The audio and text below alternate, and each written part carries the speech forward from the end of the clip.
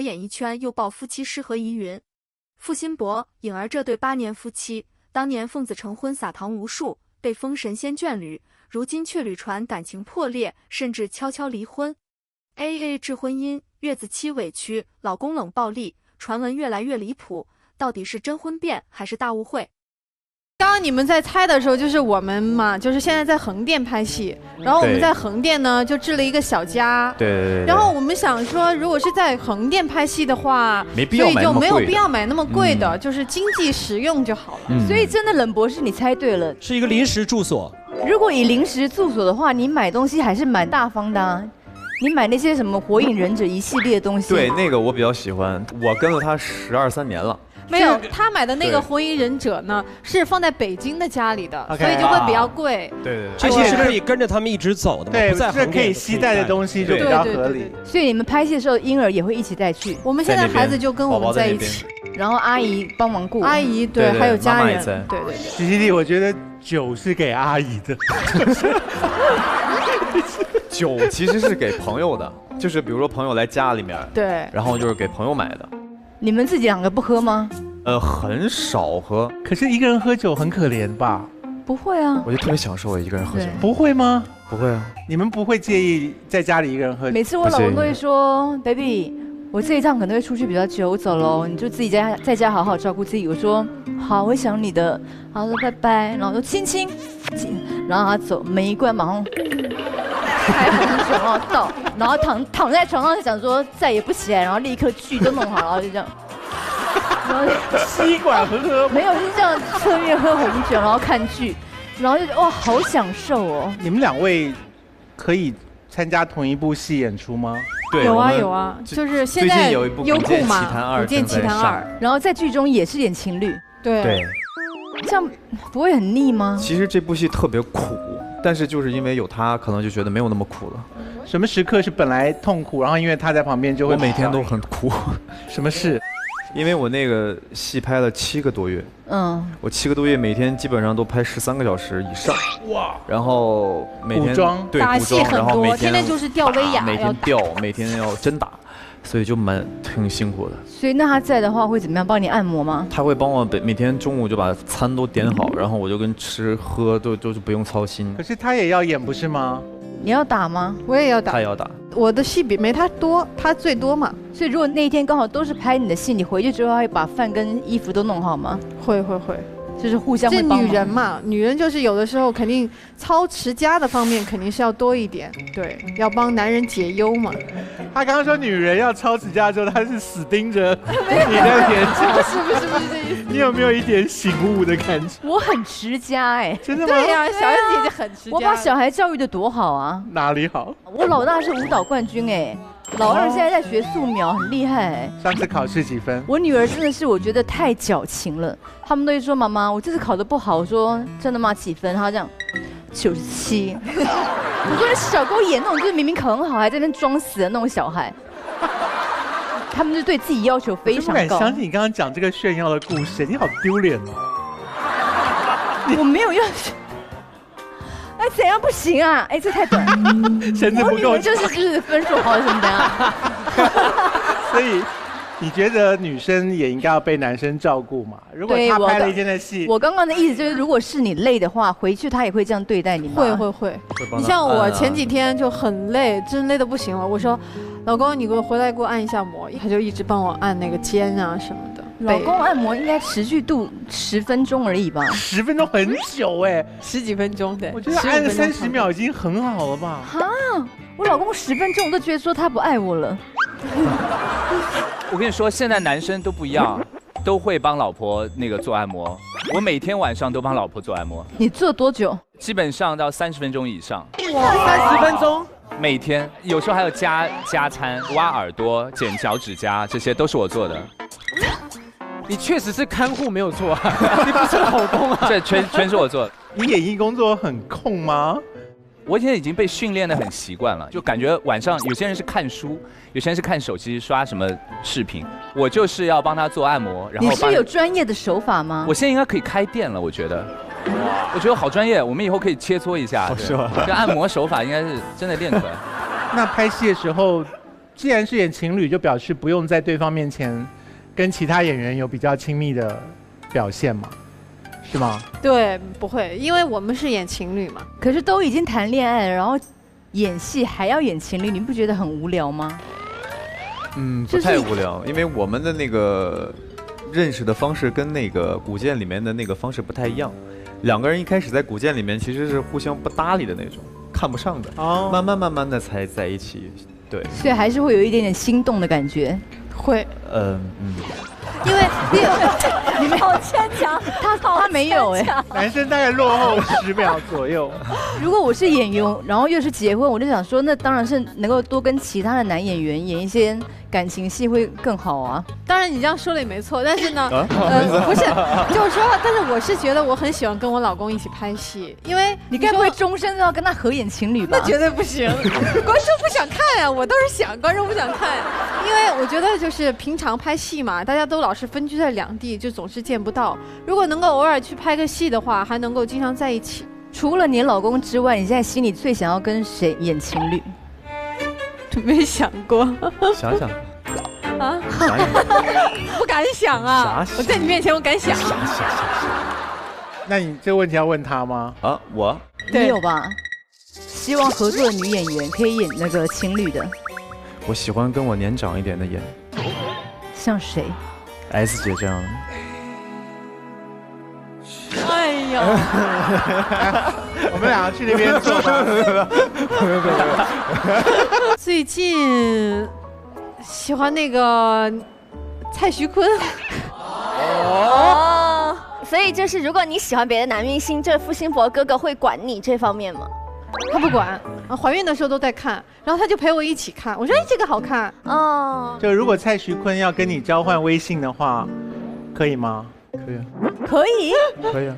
那约他到你们家吃饭喝酒可以吗？就是在家里面可以啊。大家一起嘛，肯定我老公要在的呀。哇，你这都能忍得了吗？啊，这个我肯定忍不了的。真的吗？不可以。其实说到这里，大家应该也能感受到颖儿的这份迷妹心情真的很真实又可爱。已婚女星公开承认自己的偶像本身就很有勇气，而付辛博的包容和大方也让这段追星名场面多了一份夫妻间的温馨。没有争吵，没有吃醋，只有互相理解和体谅，这样的夫妻相处模式真的太让人羡慕了。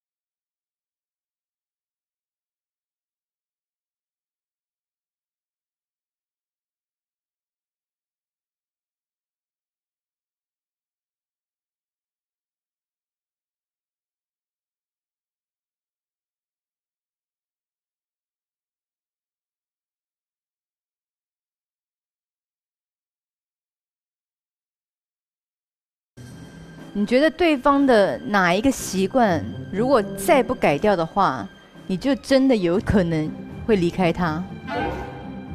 好，黄浩平，麻烦你去坐在他们两个中间，挡一下他们互相看到答案的机会。坐在他们两个中间当这个障碍就对了。对，不要让他们看到彼此写的答案。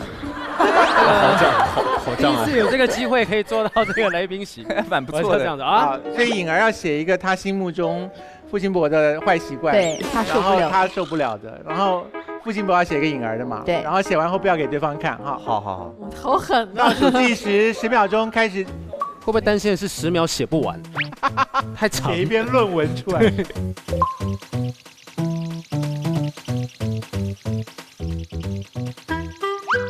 好，所以颖儿，你觉得傅辛博写的那个你猜得到吗？猜得到吧？猜大概。你猜一个他写什么？直音带粗，对忘东忘西的那种吗？不是忘东，我真的不忘东西的，我就是有的时候不太注意细节的那种。好，他说他认为傅辛博会嫌弃他神经太粗，对，粗心哈。来，傅辛博答案借我看一下。一件事说100遍都听不进去，那就跟神经大条是不是不一样？不一样，这是顽固的意思啊。所以你跟他讲过什么事，讲了100遍。就是为他好的事情。男生最喜欢讲这句话，我都是为你好。你这是犯了大忌耶！真的啊？好，我改一下。我觉得你念人家的时候说我这就是为你好，听起来真的超令人火大的。是不是？您讲一下事情是什么？因为他就是属于那种他的身体没有那么好，他经常会到一个季节的会百日咳，而且咳得非常厉害。但是呢，我就不让他喝冰的，也不让他喝刺激性的，也不能喝太甜的东西。但是他永远都听不进去。可是你会加上那句说我这是为你好吗？我在这个我不会跟他说这是为你好，但是我会一直提醒他，然后每天重复，然后一直他永远听不进去，他永远听不进去，听不进去。可是他自己讲的是说神经粗这件事，所以这两个哪一个比较让你火大？我觉得神经粗这个我 OK， 我其实不会火大的。如果他在持续喝冰的，你就要跟他离婚。那也不至于，法院很难判吧？所以傅辛博，你觉得颖儿写在板子上的答案，他很嫌弃你的一件事情会是什么？易燥。你是一个暴躁的人吗？你是会摔东西的人吗？我是。你摔过什么？我摔过，我会演，我在家也会演。就有的时候可能特别生气的时候，我记得有一次就是假装要摔电视。电视多难摔啊！没有，他每次就是要假装要摔电视，然后我就哎呀不要，我就会把那个电视拦住。就我会演的就特别要想摔那个东西，但是我知道他会来阻止我，然后他一过来我就走了。所以没有真的摔过小型的东西吗？摔过一个东西，就是矿泉水。我会捡便宜的摔，对，真不会摔贵的。摔东西对女生来说是会给我带来很大的恐惧，哎。所以颖儿有害怕吗？她假装要摔的。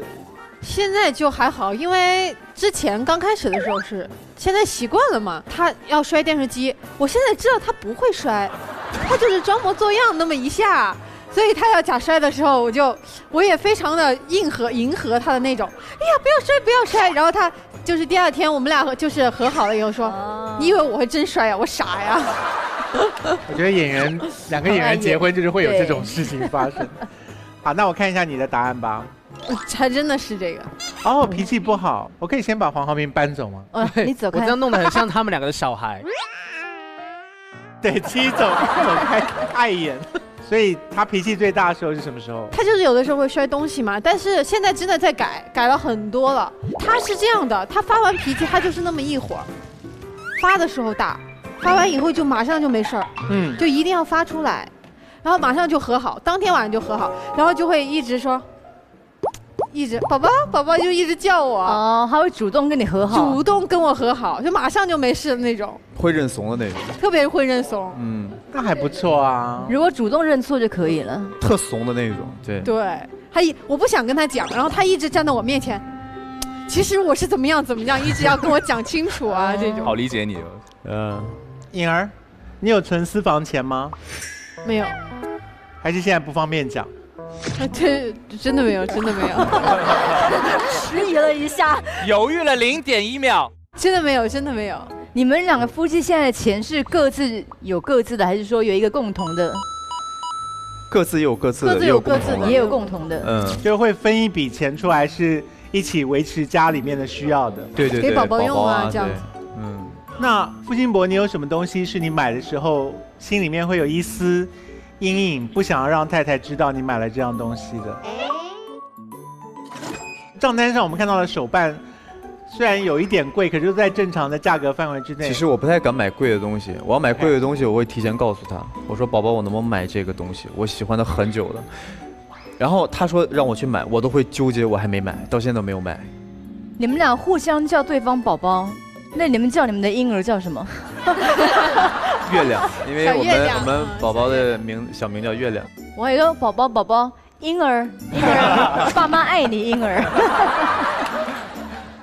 所以到目前为止，冷博士觉得他们两个人听起来婚姻生活符合一切我们想象的新婚夫妻的样子。今天很高兴认识付辛博和颖儿这一对儿这个金童玉女，现在也是流量最高的一对明星。啊，他们流量最高吗？没有。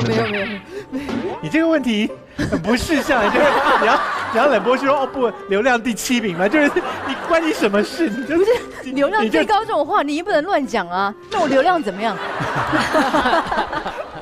就是我听完他俩的这个整个的故事，我觉得不回答你流量大概第280名吧，算了吧。流量怎么样？您的流量在我们80后和再比我大的70后的同学们心中是最大的。90后和00后呢，需要这个节目把您的流量带成第1，超过颖儿。哇，好会讲哦，冷博士，所以你的流量是老流量哎。你的更老好不好？更老流量。我来说完就说，第一个就是觉得演员这个行业很不容易，大家看着表面上有很多光环，实际上是一种居无定所，而且每天高强度、高压力的工作状态。对，就是我特别佩服两位的，就是在一个移动居无定所的状态中，依然能保持一个港湾的生活心态。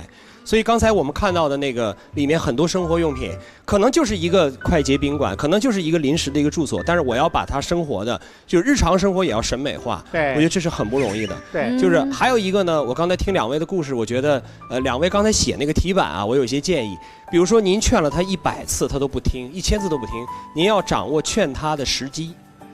当他有一次喝了凉的东西，真正拼命的咳嗽的时候，那个时候您再说那100次是管用的。真的吗？没有了，我是这个，我先讲一下，如果那，比如说我老公一说你不要喝冰的，然后那一次我喝了，然后就，然后他说你看吧，就叫你不要喝冰的，我一定想说你是不是人啊？这时候讲话最不识相了。落井下石。对，你觉得他气不气这个？我知道博士的意思是说，当你自身感觉到应该要改善的需求的时候，对方这个话他才听得进去。是。可是千万不能够说你看吧，不要再说这。应该过去拍拍他，说好了，以后不要喝。请大家不要说我这是为你好，也不要说你看吧，这2句话很容易着火。对。第二个就是说，情绪不好的时候，我觉得其实健身是一种很好的方式。我有遇到过您这种情况，那我怎么办呢？我至少我可以在楼下走圈儿。当我走了10分钟、15分钟以后，我就没有摔东西的欲望了。所以其实是换一种方式把情绪宣泄出来。那砸东西，哪怕是砸矿泉水，肯定也会给夫人感觉您情绪不好。是。所以我觉得这个就是运动是最好的一种宣泄方式。他去楼下走圈可能会被要求合照签名，那就忙不过来。没关系，有墨镜有口罩。第3个是我觉得对2位致敬的地方，他们这个刚才账单里面最贵的是酒，当时我们觉得这个酒是您2位喝的，后来发现最贵的东西是给朋友的。对。这说明您替别人的着想要比自身要超过自身。哇。所以我感觉2位一定在演艺圈应该是人缘很好的人，希望保持下去，把最好的东西不光是给自己用。而是在天猫上买来以后，送给最需要的朋友，送给朋友拜访自己的时候给他们用，这是一个好品德。谢谢冷博士。每期节目，我们将按照主题邀请各领域消费习惯人选，组成花花有井下团，借由他们的经验为我们提供话题、提供意见。到底他们所带来的东西能不能获得大家的认同？而坐镇花花观察室的权威专家又将会如何分析他们的行为还有心理呢？一起来看看吧。今天我们的5位呢，他们也有他们的故事，是关于买了这个东西之后要顾及另一半的感受。然后等一下我们的来宾会从你们的故事当中选他们觉得最精彩的部分啊。那哪一位要先讲？我先。好，婉晨。就是当我讲这个故事之前，我想先问一下颖儿姐姐，就是除了付辛博哥哥之外，你还有没有就是特别喜欢的男明星或者男演员？婉晨，对不起，打断你，请继续。我就是说，那有理解的嘛，也有不理解的。然后我的故事是因为我是一个颜控，就也是喜欢长得比较好看的男明星。然后之前我很喜欢杨洋，然后我会买一些他的周边产品。因为我男朋友是一个占有欲比较强的人，他又很喜欢吃醋。2个人真正的因为我追星这件事情爆发，是因为他来我家看到了这样一个东西。现在就有请这个扭蛋人帮我的东西拿上来一下，谢谢。你东西大到需要拿进来啊？不是，放不下这个。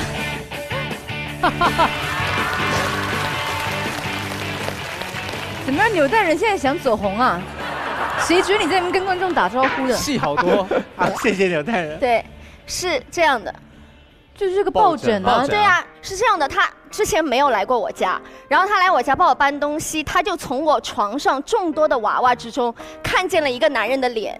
他并没有认出来这是杨洋，然后他以为是我对我的前男友念念不忘之类的，对，然后我就跟他解释了这是杨洋，他说 OK， 不管你怎么解释，你把一个抱枕放在床上，而且他知道我有抱枕睡觉的习惯，然后他说不管你床上放的是谁，你抱他睡觉，那你对于我来说就是精神出轨了。你睡前会不会亲他一下？也没有那么夸张啦，就是会老去看啊。所以你觉得你男友反应过度是吗？对，他当下认为是前男友的脸吗？对，然后他说王文成马上把那个东西摔下去，就是他当下就让我把这个东西扔掉，那我肯定不干啊，然后我就跟他大吵了一架，然后最后我们达成了一个协议，就是我可以偷偷的喜欢男明星 OK， 但是他要眼不见为净，就是不要在他面前提，也不要让他看到我家里有任何的这个东西。然后我就只能开始一系列的隐藏大作战啊，就比如说我说我要去看杨洋的电影，不敢跟他说，我就说我去跟我闺蜜逛街。结果那天跟他视频的时候，因为我视频一个手机，我玩的一个手机，我那个手机上还是设的杨洋的桌面壁纸。然后被我男朋友发现，那次是真的跟我大吵了一架，就是因为我们已经有约定的情况下，相当于还是让他看到了我在喜欢杨洋。结果那次他就说，那你手机屏幕也设的杨洋，你家里摆他照片，那你跟他走好了，那你还要我来干嘛？那一件事情过了之后，我觉得我还是觉得我现实生活中的男友比较重要嘛，因为他真的是闹到要跟我分手的地步了，所以我就觉得还是收敛一点，就不要做这些让他不开心的事情了。所以我觉得就女孩子追星没有问题，但是如果有另一半的女孩子就要理智一点，就不要影响到自己的感情生活就好了。大家都知道我是一个颜控嘛，那我除了喜欢帅哥呢，还喜欢很多高颜值的东西。我更喜欢的是实力派全新一代宝来，高颜值还有高价值，谁能不爱？但其实我觉得她的男朋友的举动做得很好，就是睁一只眼闭一只眼嘛。毕竟每个情侣在一起都有不能接受的事情。是，像我之前有个女朋友，我就很不能接受她买唇膏。唇膏？为什么？因为她已经有40几支唇膏了。才40几支？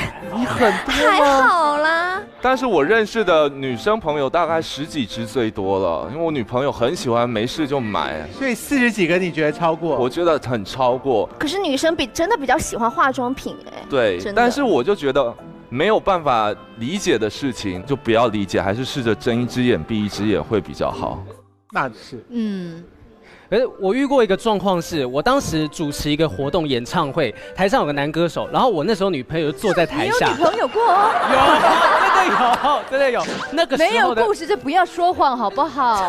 真的有，也是为难你了。没有，那个时候的女朋友，她坐在台下一起看演唱会，然后我到后台的时候呢，当我回来，我朋友跟我讲说，你知道刚才那个男歌手下台，他搂着你的女朋友一起唱歌，就因为我女朋友坐第一排，然后呢，那个男歌手下去找人互动，然后我女朋友就举起手，然后就跟他互动。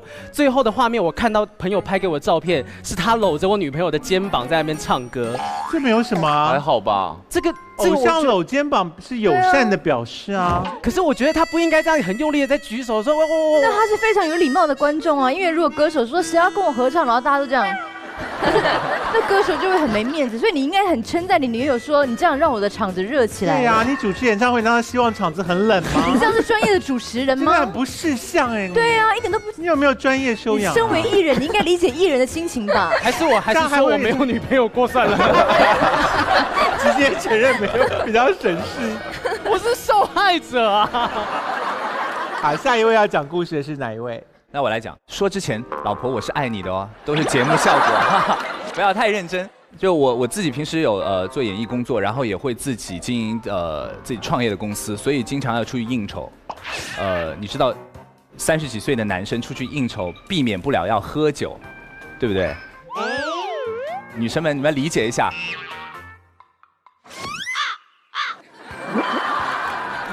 我们就是大家都故意没有要说对啊，就真的就是正常的那个朋友也要应酬嘛。你再好的酒量，有时候会喝醉，对不对？有一次喝醉了回家，我第2天醒来，因为我已经失忆了。躺在哪里？躺在我家的床上。那 OK 啊。是啊，又没有在医院的地板上。没有，然后我老婆说，因为你上床之后，你说你很难受，想去吐，然后你就去厕所了，半个小时没出来。然后我就担心你那个喝太多，然后是不是要送医院？这次之后他就不允许我再喝酒。我觉得我可以，就是以后会控制量，但是你不喝酒，真的有时候没有办法开展。对。有很多男生出去应酬也可以不要喝酒啊。就是我可以我小喝几杯，他现在是一揽子全部断掉，就是你不能碰。我替你问一下颖儿啊，所以喝酒，你们手可以牵着没有关系啊。没事。你们并没有在做违法事，你们可以。干嘛拆开啊？他们已经习惯了，就看到媒体感觉就分开。所以先生可以出去喝酒吧？他如果跟朋友出去的话，反正就要少喝吧，因为喝多了也确实就是第2天会不舒服。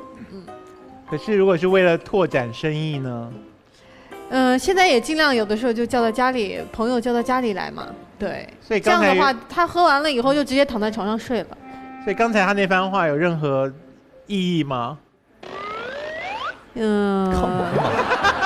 我觉得还是尽量的，就是说还是不要喝伤自己。他老婆肯定是觉得喝得太多了，然后可能对身体啊也不好。我觉得没有办法，很难避免的一件事情。而且你跟老板喝或者跟同事喝能增进友谊，跟朋友喝能够就是因为很久没见了，的确需要助兴。所以你后来有想出办法吗？我现在就是用这个东西 ，OK， 然后是一个对喝酒有帮助的东西啊。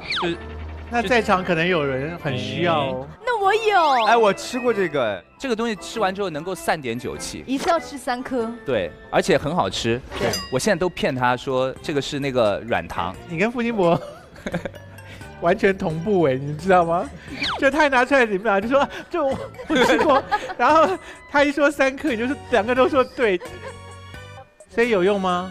我觉得会有用，稍微是能感觉不会那么难受，隔天不会那么痛苦。对对对，而且我有时候就是喝完，现在就是我会出去跑个步，就是回家之前先散一下，或者洗把脸，或者多喝点酸奶，然后才能够进房门。所以，请问这个是要瞒着太太的东西吗？是要瞒着她，她会生气。对。所以他看到这个包装，他就生气。他现在不知道这个是什么东西。那这集播出之后，他就知道了。你们不是要让给大家看瞒着对方的东西吗？就是啊，我们就是专门让你带来，然后要告诉他。冷博士，你觉得瞒着另一半的东西，明星抱枕跟解酒药这2件事情，哪个比较值得体谅啊？我先说那个晚晨那个吧，因为我觉得我自己有个总结啊。就是叫审美无禁区，情侣有纪律。因为既然我们是情侣，就要在坚守道义的基础上，我觉得大家去行事。但是在这个基础上，对异性表示出一些欣赏，我觉得是完全可以接受的。所以其实您男朋友也好，您爱人也好，大可不必就是没有这种自信。因为实际上女人是随着自己年龄层的变化，她喜欢的对象也在变化的。你16岁的，你干嘛看着我？你干嘛看着我？他从随着年龄的变化那段就开始慢慢把脸转过来。好无辜。16岁、26岁、36岁，您一定会喜欢不同的男人，实际上，但最后您还是会觉得身边那个最好。但这里面呢，给我们的提醒就是我们要理性追星。有句古话叫“见贤思齐，见不贤内自省也”。就是说，见到明星好的地方，我好好学习他，比如他敬业，比如他很帅，他自己阳光健康。那么见到他有不好的缺点或者问题的时候，我们就远远的躲开，就避开。那么再有一个呢，有一句话叫“距离产生美”，因为我们每个明星名人，其实最后回归到人间烟火，他还是普通人。所以理性的追星就是以一定距离的这种姿态去面对他，同时见贤思齐，见不贤内自省。然后程杰兄这个酒这个事儿，我们几乎每个男人都遇到过。现在风气逐渐也在变化。程杰兄说的是之前的事儿，慢慢特别这2年，不喝酒一样办事儿。相反，就如果喝得烂醉了，之前承诺过的事儿全都忘了，反而那场酒是白喝了。大家越来越喜欢一种相对放松、微醺状态，然后呢又比较正式的，能够把一些条件说出来的。最后你生意谈成还是靠实力，而不是靠酒。就是他们会把真正的该谈的正事都谈完，约也签好了之后，才开始干啊，然后就再喝。啊，对对对，没错。好，来，接下来是哪位？下一位是谁？我吧。好，我的故事是这样，我呢有一个吃药的习惯，而这个药我必须得吃一辈子。不是维他命，是不是？不是，是这个。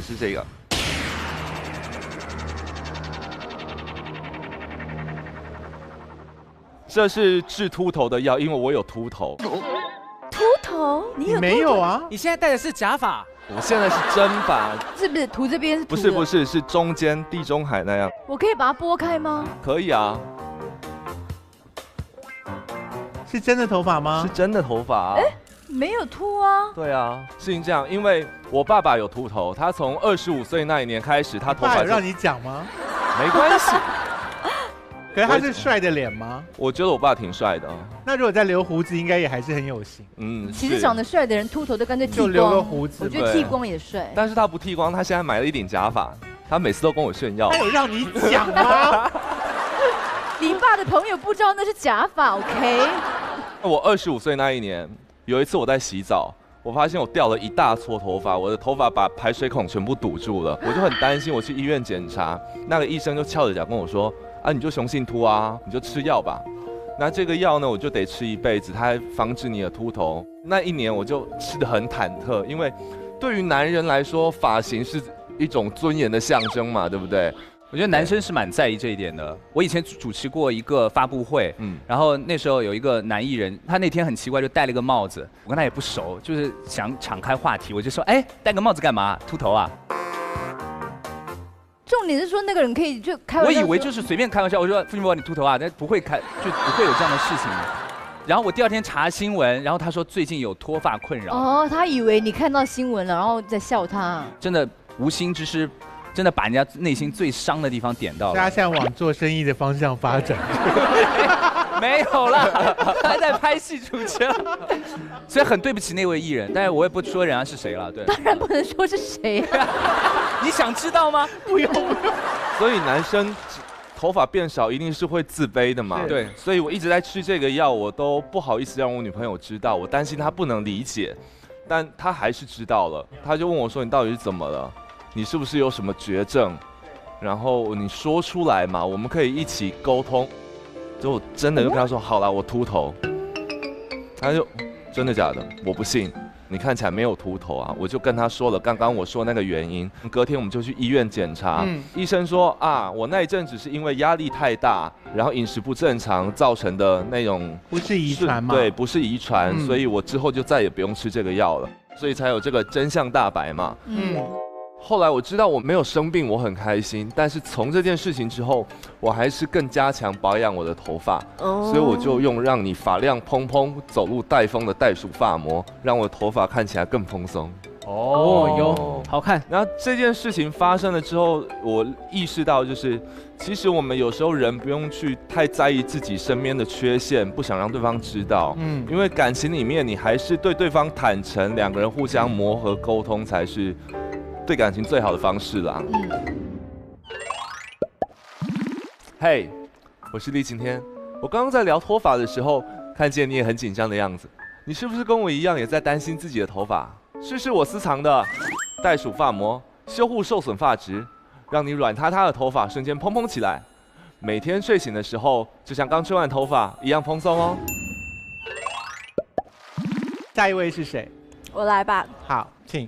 我结婚的时间差不多有5-6年的时间了嘛，所以其实我不知道其他夫妻，但对于我们来说，好像对于各自隐私空间的保护做得没有那么的好，或者说没有那么在意了。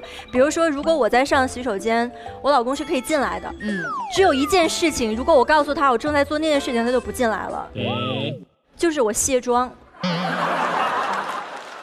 直到我后来慢慢的发现，他对一个东西特别敏感，他其实是不愿意看那个画面，就是他对于所有这种假的毛发。他对我卸妆过程里面，就是比如说一个是我撕假睫毛的那个过程，他就觉得好恐怖，他就不能接受。然后一个是比如说通告特别晚，然后头发喷了发胶，如果你不洗头的话，你睡觉会不舒服。我有时候就会想要戴假发。然后当你尝到一次戴假发的好处，因为又好看，你又不用洗头，然后做造型又很快，我就会买很多假发。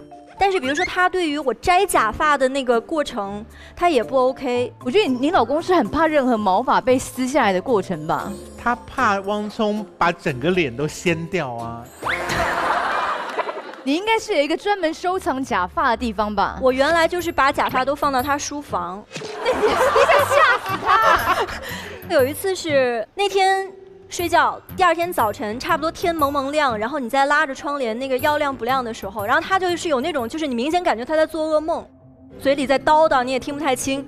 然后我就把脸凑到他上面，就把他拍起来，然后就拍。结果他突然啪一睁眼，然后刚醒的时候那个眼睛里全是红血丝。然后他看了我2眼，啪给了我1巴掌啊！然后当时把我吓了一跳，因为你知道他刚睁眼那个过程也很可怕，就是满眼红血丝，然后屋子里又蒙蒙黑，然后我就赶紧也躺下不敢动了。然后过一会儿我问他，我说你干嘛啊？就怎么了？他一会儿也慢慢清醒，他跟我说他做梦见有鬼追他，最后追到一个课桌里，然后他躲在课桌里，突然一个鬼的脸过来，是我的脸。我觉得他筹备这个巴掌筹备很久。哇，他从开始要演说做噩梦那对，他就已经开始想说不能被识破。自此我就在想说，是不是我老买假发全都放到他书房这件事真的对他造成了心理压力？我现在把所有的假发挪到我的衣柜里面，然后我现在衣柜的一个格子去放我所有的假发。就是虽然我会买好多假发，可能我老公不是特别理解这一点，但是我会做一些其他的事情弥补啊，比如说家里所有的衣物全都由我来打理。那我最喜欢的就是这个汰渍3色洗衣球，汰渍3色洗衣球，花衣物1颗就能搞定。所以我觉得2个人可能就是，其实你在长期生活当中，也许有一些他的习惯或者他的这个规避的东西你不是很能理解，然后有一些你的习惯你规避的他不是很能理解，所以就是慢慢2个人在相处，你是慢慢在找对方的那个度。那是，所以冷博士对于那个假发的事，这2件事有相似之处。对，大家总说夫妻情侣之间相处要亲密无间，实际上我更赞赏的是相处有间。我们不把自己的审美强加给对方，相反，我们在相处中给对方多留一些空间和距离感。我觉得相互之间的这个吸引力法则实际上会更大。以前有句话叫相敬如宾，我觉得这个在今天可能是不适用的，因为现在生活都是零距离的。但是我觉得生活中要维持一种神秘感以及仪式感，这是很关键的。只有这样的话呢，你跟对方的那种魅力才能够更加提高。我戴上假发很神秘啊。这是一种仪式，是一种仪式。另外呢，就是说对方如果特别禁忌一件事儿，你为了他，你也还是要改变。好，谢谢。黄浩平还要讲吗？还要，我都来了。你刚刚不是讲了女朋友的故事吗？没有，还有更多的故事。让黄浩平讲了。我觉得刚才大家讲了各种类型的商品，我讲一个现场观众可能会有共鸣的东西，就是大笔的支出，另外一半往往会不理解。就是说，像我最常发生的费用跟支出，就是花在捧场这件事情上面。你可能朋友开店，你要去光顾；朋友开餐厅，你要去吃；朋友开个bar，你要去喝2杯。那对我来讲，演艺圈其实身旁有很多能人异士，很多有才华的人，3不5时出专辑什么的。康熙来的休息室最常发生这种状况，就常常今天带着唱片来宣传，黄浩平你要买几张？你要买几张？然后就会进入无限的捧场的军备竞赛。他买5张，你要买多少？买10张啊？你买多少？20张。所以康永哥的书你买了几本？各买1本。才1本？你才买1本？那叫捧场吗？不是，因为我觉得豪平的故事真的很好，我们这样就已经听，所以我们应该要多聊一下。说这种不愿意帮人家买书的心态是什么？康永哥的书因为销量太好了，我只抢得到1本。所以你当时你是冲着交情说跟谁交情比较好就捧场是吧？对，我其实就买了很多身旁艺人的这个出版品之类的。你买的量最多的是什么？我给大家看一下我今天带来的东西就知道了。基本上带来的东西就是像这样子的女艺人的出版品。就像简廷瑞，他可能出一些可爱的写真集，我会买。然后还有像是我的好朋友刘雨柔，他出了这个健身的，里面呢也有他很漂亮的照片呐，还有健身的秘诀等等。还有小甜甜出的瘦身秘诀。你们的反应我会转给小甜甜知道。就对于瘦身这件事情，你们竟然反应这么的大。然后我也会买 S 姐的书啊。你为什么刚才不秀出来？不是因为这样放在最后面嘛，这是最大咖的部分。但是我觉得另一半不能够理解的东西是过度的捧场。因为像我自己而言，我以前也是有传过绯闻的，因为真的只是好朋友。但后来他出写真集，一样在化妆室就发生，我可能就跟几个同辈的艺人，他们讲说，我买5本，我买10本，然后那黄浩平你要买几本？我就讲好，买个30本好了。我当时30。因为当时就只是开个玩笑，因为大家喊的数字都很夸张嘛。然后结果说，我没想到他经纪人当真了，就拿一个单子过来说：“豪平哥，不好意思，30本的话，你留下你地址，然后我会跟你公司请款。”30本蛮多的，30本真很多，我随口喊一下。那我想说没关系，那30本我自己拿1本，剩下我就发送给身边的朋友。那一本呢，我就想说把它带回去，我要找个时间拿给我朋友签名，这样。对。就带的那一天就被我当时的女朋友给看到了。那我女朋友是一个，其实她自尊心比较脆弱的人。我们常常出去逛街，迎面而来，只要是认识的艺人朋友，她就马上弹开。结果她看到这个女艺人的写真集之后，她就开始讲说：“你是不是平常就一直在偷看她的身材？你是不是就觉得我不够好看，觉得我不够漂亮？”就开始各种骂。然后我就想办法安抚她，我就说：“宝贝，真的。”这个东西就只是捧个场而已。我跟你讲，如果说我是买来要欣赏，我买1本就好，我何必买30本呢？不解释还好，他听到30本，他更生气。他想说30本的钱，你为什么不拿来请我吃饭，或者带我去哪里旅游都好？你为什么要拿来孝敬这个女艺人？对啊，为什么？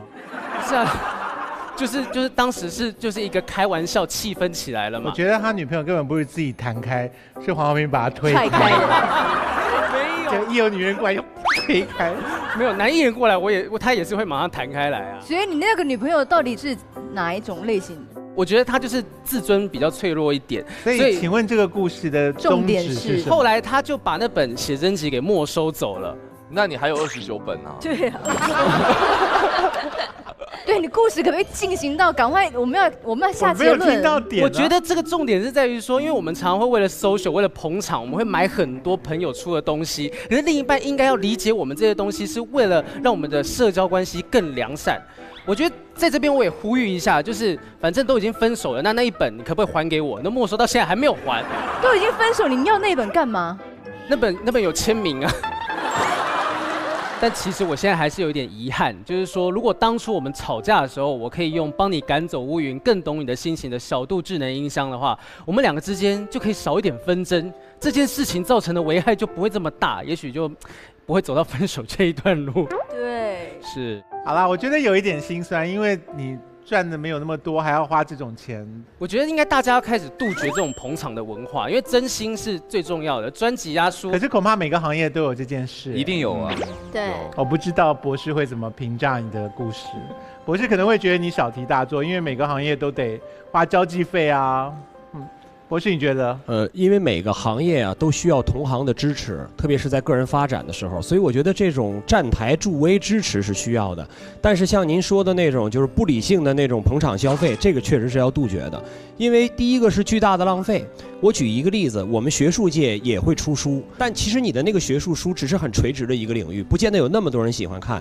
但一旦你跟别人说了以后，别人都会10本20本的买，他最多看1本，如果送不出去，直接就是一个巨大的环境污染的浪费。那一本书就是一棵树啊。第二个呢，就是我觉得我们这种捧场应该有行业标准，而且这个标准一旦制定，就不应该被任何人破坏。比如说我们的婚庆可能是我随便说2000台币、1000台币或者500人民币，那我随出这个份子之后，如果我多随了，或者我多给了这个捧场的费用，是给对方被赠与方有巨大的心理负担，因为我想办法要还回去，最后这个循环就无穷尽了。而给其他的捧场方呢造成的一种别扭啊，我随的不如你多。所以实际上我要表达一个观点，就是说我们理性的祝福不仅仅是为自己，也为被赠予者没有过多的心理负担，同时让其他的朋友没有尴尬感。谢谢。是这个很重要，不要变成军备竞赛，结果恶性循环，大家都累得半死。好，所以5位讲完他们的故事之后，我们要让我们今天的大来宾来选一位他们觉得听起来最打动他们的故事哈。所以